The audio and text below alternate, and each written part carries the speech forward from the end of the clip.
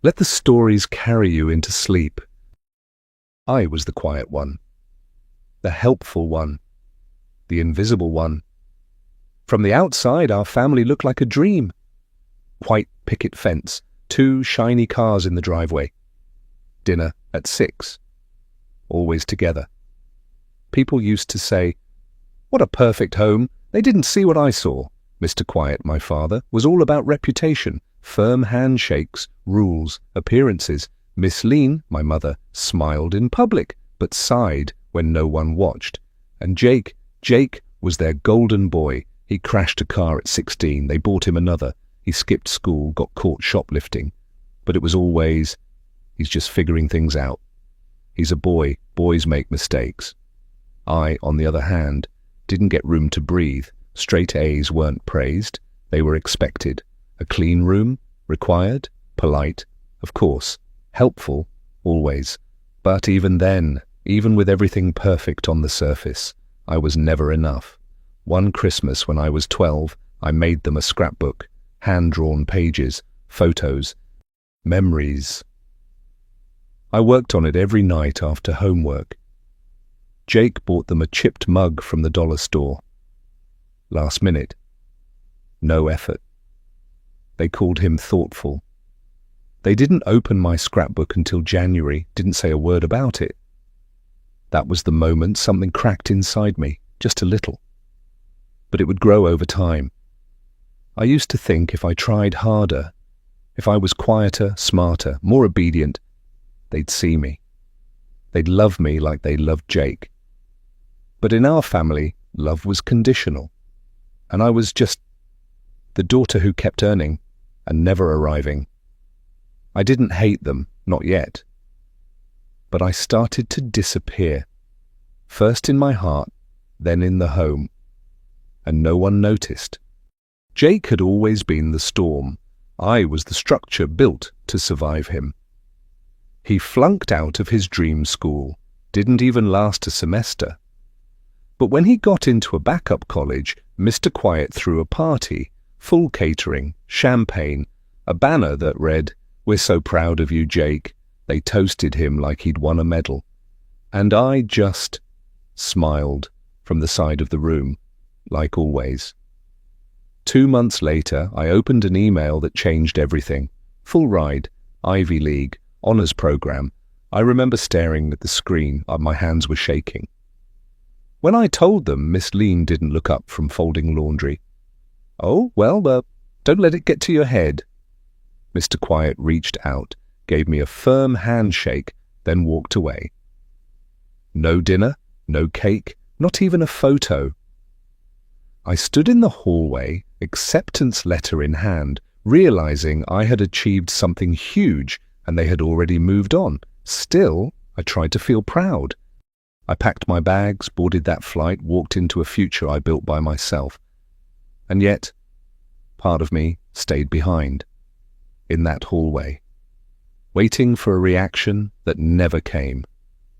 College was hard. I studied late, cried quietly, and sent updates back home.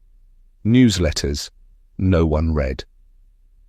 Meanwhile, Jake dropped out again, moved home, crashed another car. They bought him a new one, red this time, said he just needed support. That was when I stopped pretending. It wasn't about achievement. It never was. It was about who they chose to love out loud, and I was always the quiet choice, the invisible one. So I folded that email, put it in a box, and stopped trying to be enough for people who were never clapping anyway. Daniel proposed on a rainy Thursday. There was no big speech, no audience, just him, me, and the sound of thunder outside. It was perfect. He was kind, gentle, the kind of man who looked at me like I mattered, like I wasn't a shadow. We planned a small wedding, nothing extravagant, just a garden, soft music, and 50 people who meant something. I sent Miss Lean and Mr. Quiet the invitation 6 months ahead, called them, updated them, offered to cover their flights and hotel. I even picked the room with the best view of the lake. Every time we spoke, they said, "We'll see," or "It's a long trip." Still, I believed they'd come. On the day, I stood in my dress. bouquet in hand, scanning the rows of chairs. Empty, empty where they should have been. No Mr. Quiet, no Miss Lean, no call, no message. I smiled through it all, for the photos, for Daniel, for myself. But inside, something went still. 2 days later, a text from Miss Lean buzzed in at 8:14 a.m. Hope the wedding went well. We booked a last-minute cruise, couldn't pass up the price. I stared at the screen for a long time. A cruise. They skipped my wedding for a cruise. I called. She answered, laughing. I could hear the waves, clinking glasses. Mr. Quiet joked, "Don't be so dramatic. It's not like it was a royal wedding." Miss Lean added, "You were probably too busy to notice anyway." But I noticed every second they weren't there. I didn't cry, not right away. I just turned off my phone and sat in the silence they left behind. And that silence? It stayed with me. After the wedding, I waited. A day, then another, then a week. No follow-up, no call, no apology. Just silence, loud and deliberate. So I stopped trying. I didn't call, didn't send pictures, didn't check in on birthdays or holidays, no Christmas card, no Happy New Year. I deleted their numbers, not out of anger, but exhaustion. I was tired of being the one who always reached first. At first, I thought they'd notice. Maybe they'd call, wonder if I was okay. But weeks turned into months, and all I heard was nothing. Not from Miss Lean, not from Mr. Quiet, not even from Jake. It was as if I had never existed in their world, and maybe I hadn't. Not really, not the way I wanted to. Daniel noticed the change. He didn't push, just held space for me to let go, bit by bit. One evening, he found me sitting on the balcony, blanket wrapped around my shoulders, phone in hand but not dialing. He sat beside me, took the phone gently and said nothing. That silence, his silence, felt warmer than any word I had ever begged for. Days passed, seasons changed, our lives moved forward without them. And the longer I stayed silent, the more I realized they weren't waiting for me either. They had never been waiting. They had always been fine with me being quiet, invisible, absent. So I made a decision. If they ever looked for me, they would find emptiness. The same emptiness they once gave me. And for the first time, that thought didn't hurt. It felt like peace. Lily was born on a quiet morning in spring. The light through the hospital window was soft, like the world knew something gentle had arrived. When I held her, I felt something shift.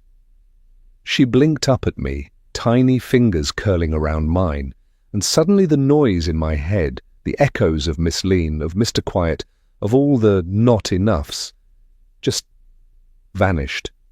We didn't tell them, no calls, no announcement, no photos. Daniel and I simply let the moment belong to us, to her, to this new life we were building, without apology. 3 months later, a voicemail came through. Miss Lien's voice, tight, controlled. "We heard from your aunt that you had a baby. Call me back. We want to meet our granddaughter." I stared at the screen, not angry, just still. Because I remembered. I remembered birthdays missed, holidays ignored, a wedding seat left empty. And now they wanted to be part of this? No, I didn't call back, not out of revenge, not out of bitterness, but because I knew if they could make my daughter feel even once the way they made me feel for years, I'd never forgive myself. Lily would never chase love. She would never wonder if she was enough. She would never sit by a phone waiting for a voice that only showed up when it was convenient. She would grow up wrapped in warmth, in laughter, in bedtime stories, in arms that always reached back. That was my promise, not just to her, but to the girl I used to be. The one who begged, who tried, who waited no more. It ends with me. It had been almost 2 years of silence, no calls, no texts, no apologies. Then the messages started, first from Miss Lean. Her voice was shaky, urgent. "Your father, Mr. Quiet, had a stroke. He's in rehab. I'm alone. I can't do this without help." Then came a voicemail from my aunt. "Your mum's not doing well. She keeps asking for you." Then one from Jake. Finally. "They need you. Stop being dramatic." The irony hit like a wave. They needed me now because I was always the responsible one. The helper. The daughter who showed up, even when no one else did. But this time, I hadn't been invited to show up, only summoned. I sat with the decision for a week, held it like something fragile, because part of me still remembered being 12, holding that scrapbook, hoping they'd notice. Then came Miss Leon's final message. "I know you're still upset about the wedding, but family forgives, and now, we need you." That word again, family. I called. She picked up instantly. "I knew you'd come around." I didn't speak right away. Then softly, I asked, "Do you remember when I told you how much it hurt that you missed my wedding? And you laughed at me?" Silence. Then I said, "I laughed too when I read your message." And I hung up. I blocked Miss Lean, blocked Mr. Quiet, blocked Jake, who texted one last time. They're old, don't be bitter. But I wasn't bitter, I was done. And sometimes the cleanest peace comes right after the quietest goodbye. But what they didn't know was what came next. It's been almost a year since I made that call. The last call, no more messages, no more guilt, just stillness. Daniel and I are expecting our second child. Lily is 4 now, curious, brave, impossibly kind. She laughs with her whole body. She hugs like she means it. And every night, when I tuck her in, I see something in her eyes I never had growing up. Certainty. She doesn't question if she's loved, she just knows. There are no secrets in our home, no cold silences, no chairs left empty. We don't say, "I'm proud of you," because it's required. We say it because it's true, because we feel it. People still ask about my parents sometimes. Do they know about the new baby? Will you ever reconnect? I smile, softly, not bitter, just sure. Because I've learned something I wish I'd known years ago. Family isn't made by blood. It's made by choice, by presence, by love that shows up when it's inconvenient, not just when it's needed. Cutting ties with Mr. Quiet and Miss Leon was the hardest thing I've ever done. But it was also the clearest. It gave me space to build something new, to stop repeating the silence I was raised in, to finally stop begging. Now I build bedtime forts, make pancakes in the shape of stars, paint silly pictures on rainy afternoons. I laugh louder now because I'm not laughing to cover the pain. I'm laughing because I'm free. I didn't get the parents I needed, but I became the mother I never had. And sometimes healing doesn't come from reconciliation. It comes from letting go. But here's the part no one tells you. Peace doesn't always feel like a sunrise. Sometimes it feels like a door gently closing. Thanks for listening. If this story helped you unwind, don't forget to like and subscribe channel Reddit Stories to Fall Asleep too. There's a new tale waiting for you every night, right here. Sleep well.